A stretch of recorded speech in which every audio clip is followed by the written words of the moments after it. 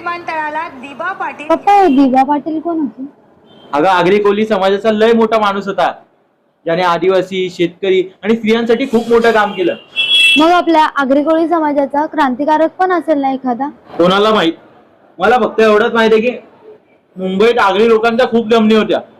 आपल्याकडे तेव्हा पण चिकार पैसा होता आणि भविष्यात पण राहील. आणि खरं सांगायचं तर वसई साईडला आपल्या लोकांच्या मीठ पिकवायच्या जमिनी पण होत्या. तुम्हाला एवढं सगळं माहिती पण हे नाही माहित? अगं सगळी माहिती असायला मी काय इंटरनेट आहे का? हे बाई, ते दिलंय ना गपचूप खा आणि लिहून दिलंय ना ते पाठ कर, समजलं ना? उगाच नवीन क्रांतिकारक वगैरे काही पाडू नको. तुम्हा दोघांना पण काय माहित नाही आणि तुम्ही मला सांगतात भाषण करायला. आजकाल जास्तच तोंड चालायला लागलंय तुझं. जाऊ दे ग, तुला वेगळा क्रांतिकारक हवाय ना, मग तू ते त्यांच्याबद्दल बोल. कोण ते? हा, तुम मुझे खून दो मैं तुम्हें आजादी दूंगा वाले. सुभाषचंद्र बोस नाव आहे त्यांचं पप्पा. आणि तसा पण आमच्या वर्गातला तो बंगाली आहे ना, तो बोलणार आहे. अगं मग भगतसिंग बद्दल बोल. तुमच्यासारख्या जैन अल्फा लोकांसोबत कनेक्ट व्हायला क्रांतिकारक. त्यांच्याबद्दल आमच्या वर्गातली ती पंजाबी मुलगी पण बोलणार आहे. तुमच्या वर्गात काय धर्मानुसार क्रांतिकारक वाटून घेतलेत का ग? जाऊ द्याव, जास्त पुढे पुढे करायला लागली ती.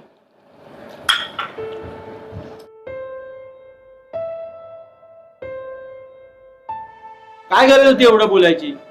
तुझ्यामुळे उठून गेली ना ती आता. जाऊ दे, उपाशी राहील ना तेवढं डोकं जागेवर राहील तिचं. जागावर बसली ना तरी मला काय हरकत नाही. काही झालं तरी ना ते भाषण पाठ करावं लागणार आहे तुला. आगरी समाजातील क्रांतिकारक. देश पारतंत्र्यात असताना कर्जत तालुक्यात आणि त्यातही माथेरानमध्ये ब्रिटिशांविरोधात मोठी चळवळ उभी राहिली. आझाद दस्ता हा त्यापैकीच एक. काय ग, तुला आग्र्याच्या बच्च्याबद्दल माहिती हवी आहे ना? तुम्ही कोण? पप्पा, आपल्या घरात कोणतरी घुसलंय. काय झालं? कोण घुसलंय घरात आपल्या? हा काय, इथे समोर तुमचा माणूस उभा आहे. उगाच नखरे करू नकोस काहीतरी. तू जा बघू आता इथून. अगं जा आणि ते भाषण पाठ कर, जा.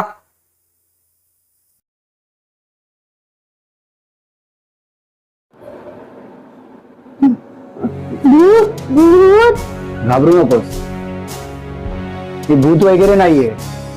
इतिहासातून तुला भेटायला आलेला एक आगरी क्रांतिकारक आहे. आगरी क्रांतिकारक? होय, आग्र्याचा बच्चा. आग्र्याचा बच्चा?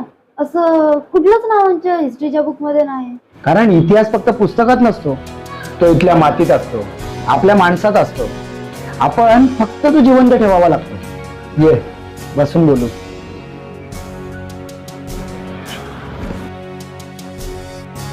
किती कठीण बोलताय तुम्ही. इतकंच ना, सोपं करून सांगतो.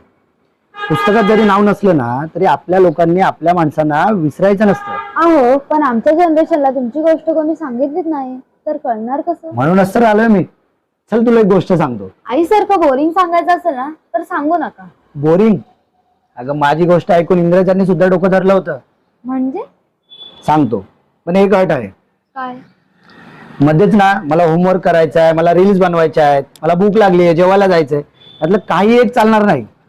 हा चालेल. ही गोष्ट त्या काळाची, जेव्हा आपल्या देशावर इंग्रजांचं राज्य होतं आणि आपल्या मातीत घुसखोरी करणाऱ्या त्या परक्या लोकांना हाकलून लावायचे विचार माझ्या मनात येऊ लागले. पण ह्याच्यासाठी तुम्हाला इन्स्पिरेशन कुठून मिळालं? भगतसिंग, सुखदेव, राजगुरू यांच्याकडून. म्हणजे तुम्ही एकट्यानं फाईट केली? नाही, एकट्याने नाही. माझ्यासोबत होते कर्जत, नेरळ, माथेरान येथील तरुण. आणि आमच्या लढ्याला दिशा देण्याचं काम केलं भाई कोतवालांनी. ओ माय गॉड, तुमची पूर्ण एक टीम होती? होय, आणि आमच्या टीमचं नाव होतं आझाद दस्ता. काय भारी नाव आहे हो हे. फक्त नावच नाही, कामं सुद्धा भारी होती आमची. मग सांगा नेमकं काय केलं तुम्ही? मग ऐक, ही गोष्ट फक्त एका आग्र्याच्या बच्च्याची नाहीये, तर त्या सगळ्या आगरी लोकांची आहे ज्यांनी स्वातंत्र्यासाठी आपला जीव पणाला लावला. कर्जतच्या डोंगर दऱ्यांमध्ये ब्रिटिशांची पावलं पडली आणि इथली माती अपवित्र झाली. आणि त्या मातीला पवित्र करण्यासाठी या स्वातंत्र्य लढ्यात उडी घेतली पहिला आगरी क्रांतिकारक, आग्र्यांचा बाप गोमाजी पाटील यांनी. आणि त्याच घरात माझा जन्म झाला. म्हणजे तुमचा जन्मच क्रांतिकारकांच्या घरी झाला? क्रांती रक्तात होती म्हणण्यापेक्षा ती आमच्या मातीत होती म्हण. आणि याच मातीतून कित्येक आगरी वीर गोमाजी काकांसोबत उभे राहिले आणि पुढे ते भाई कोतवालांना जाऊन मिळाले. ब्रिटिश सत्तेला हरवायचं असेल तर मुंबईला वीज पुरवठा करणारे टॉवर पाडावे लागतील, अशी कल्पना गोमाजी काकांच्या ध्यानी आली. तेव्हा या मिशनला सुरुवात झाली. मग तुम्ही केव्हा मिशन जॉईन केलं? जेव्हा माझ्या वडिलांना अटक झाली तेव्हा. मग तुम्हाला भीती नाही वाटली? भीती?